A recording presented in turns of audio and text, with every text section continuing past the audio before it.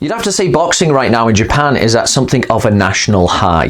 We just had a super fight between Kosei Tanaka and Kazuto Ioka. And in emerging victorious, emphatically, I think Ioka has said, I possibly deserve to be in that pound for pound top 10 right now. Thank you very much. But such is the healthy state of Japanese boxing right now that you could make another all Japanese super fight right now. All Kazuto Ioka would have to do is go up another few pounds and fight Naoya Inoue. Now, that would probably be the only way to try and make that fight.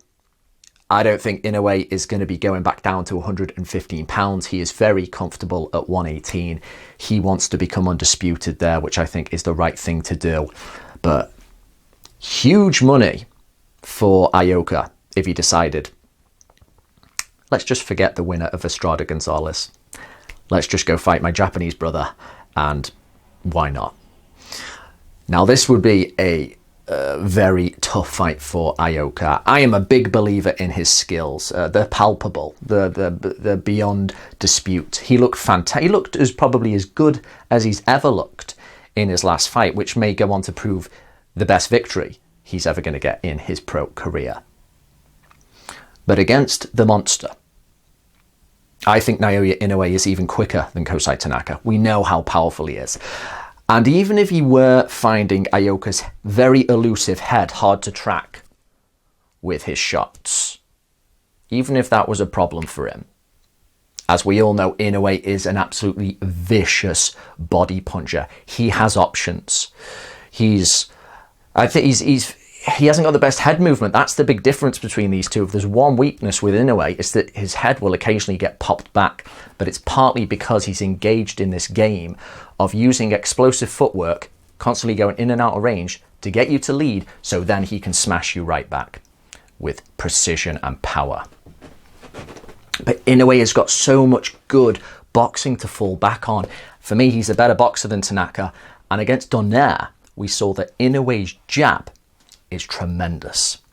He can move around the ring and start popping you with a jab and just wait a little bit, shift down into second gear and wait for the opportunity to present itself again. But he might not need to, because with that kind of speed, he has incredible athleticism. Tanaka did get through with a few shots against Ioka. You present those same opportunities to Inoue, and the smart money would say that Inoue's power and speed would be too much. It would be fantastic for Japanese boxing, though. And Japan has hosted recently big exhibitions as well, hasn't it? It did that one with Mayweather against that fighter a few years ago. And I believe the Mayweather-Jake Paul silliness, Logan Paul, that's happening in Japan as well, apparently. So it's seen as a place to hold big fights. And though it would be a bit of a risk, it would be good to see, and good for Japanese boxing in general, Ioka go up and try and deal with the monster. If you're talking greatness head-to-head at the moment, I think you would have to go with Ioka. He has got a deeper resume, and the two losses he's got, one against Amnat Ruarong and the other against Donny Nietes, very close. They were not examples, even if you felt he just about lost. They're not examples of any kind of real deficiency he has as a fighter. And to many, he deserves to still have a perfect record. A fantastic fighter, and probably resume-wise, slightly better than the monster right now.